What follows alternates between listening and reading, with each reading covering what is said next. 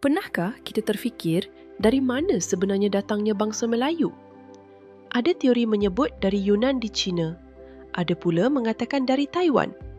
Tapi, jauh di utara semenanjung, di pesisir Myanmar, wujud satu tempat yang disebut dalam naskah-naskah lama sebagai Tanah Sari. Ada yang percaya di sinilah jejak awal nenek moyang bangsa Melayu pernah bermula, jauh sebelum terbentuknya kerajaan-kerajaan di alam Melayu. Hari ini, kita menelusuri Tanah Sari Myanmar, wilayah misteri yang menyimpan kisah tentang laut, pelayaran dan asal-usul bangsa kita. Tanah Sari ialah nama Melayu bagi wilayah Tenasserim atau Tanintari, terletak di selatan Myanmar bersempadan dengan Thailand. Dalam catatan Siam Purba, kawasan ini disebut Tanau Si, manakala dalam manuskrip Melayu lama, ia dikenali sebagai Tanah Sari, dipercayai berasal daripada sebutan masyarakat Melayu yang menetap di pesisir itu. Ahli sejarah seperti Sir Richard Winstead dan pengkaji Asia Tenggara H.G. Quaritch Wells pernah menyebut nama ini dalam konteks laluan perdagangan purba yang menghubungkan segenting Kra dengan Kedah dan Langkasuka. Kawasan ini kaya dengan sungai, teluk dan pelabuhan kecil yang menjadi tempat persinggahan pedagang laut. Di sinilah bermulanya kisah hubungan awal antara dunia Melayu dengan benua Indo-China. Sejak abad ke-10, Teluk Martaban di pesisir Myanmar sudah terkenal sebagai laluan penting bagi perdagangan antara India, Siam dan Kepulauan Melayu. Catatan pedagang Arab dan Cina menggambarkan Martaban sebagai pelabuhan pengumpul emas, rempah dan tembikar dari seluruh Nusantara. Pelabuhan Dawe dan Mergui di wilayah Tanintari menjadi tempat persinggahan kapal dari Kedah Tua, Palembang dan Sriwijaya. Menurut Arkib British Burma Gazetteer 1879, penduduk pesisir ini memiliki budaya maritim yang mirip masyarakat Melayu, menggunakan perahu panjang, bahasa serumpun dan adat perdagangan berasaskan muafakat. Semua ini memberi gambaran bahawa jaringan Melayu Austronesia memang pernah sampai ke wilayah ini. Di Kepulauan Meyik, tinggal satu komuniti laut yang digelar Moken atau orang Salone yang hidup berpindah randah di lautan. Kajian linguistik menunjukkan bahasa mereka berasal daripada keluarga Austronesia, rumpun yang sama dengan bahasa Melayu, Filipina dan Polinesia.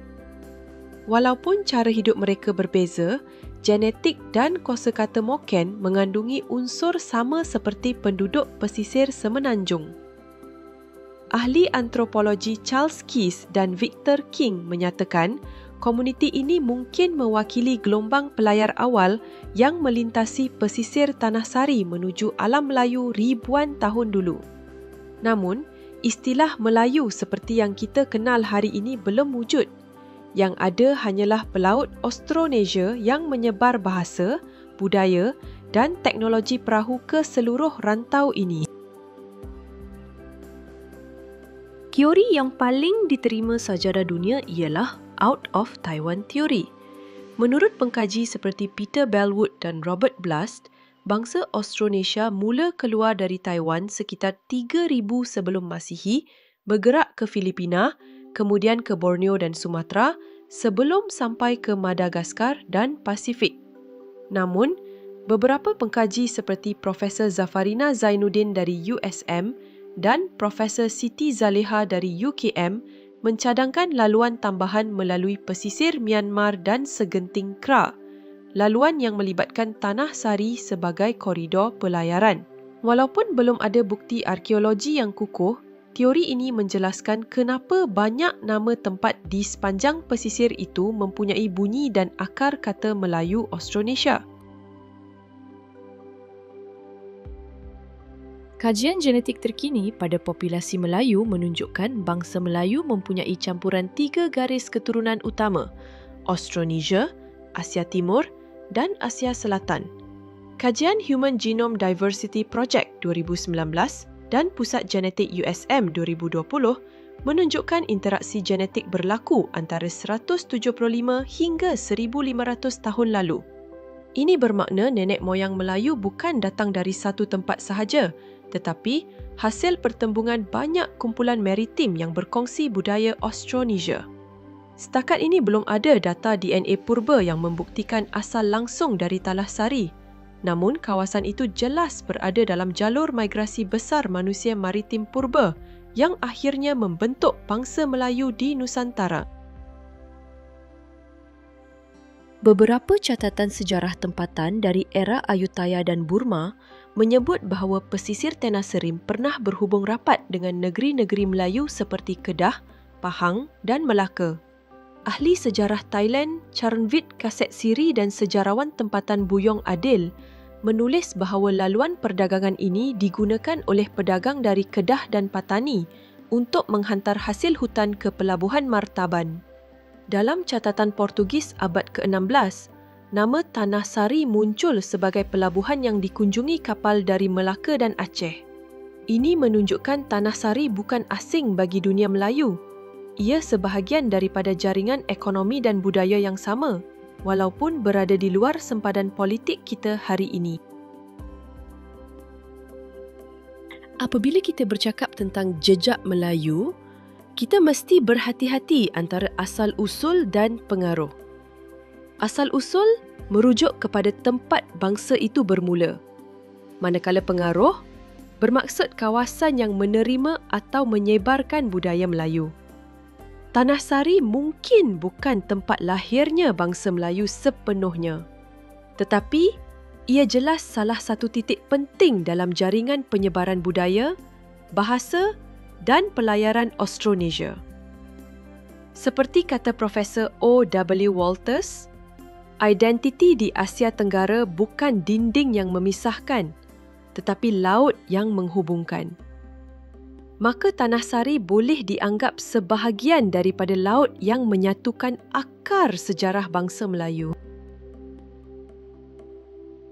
Tanah Sari Myanmar menyimpan sejarah yang hampir dilupakan.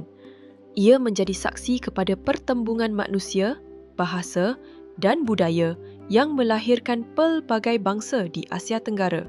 Walaupun belum ada bukti arkeologi yang membenarkan kita menegaskan bahawa di situlah asal bangsa Melayu, wilayah ini tetap penting dalam memahami perjalanan panjang nenek moyang kita di lautan. Melayu bukan sekadar bangsa tanah, tetapi bangsa yang dibentuk oleh ombak dan angin laut, berhijrah, berdagang dan menyebarkan tamadun dari satu pelabuhan ke satu pelabuhan.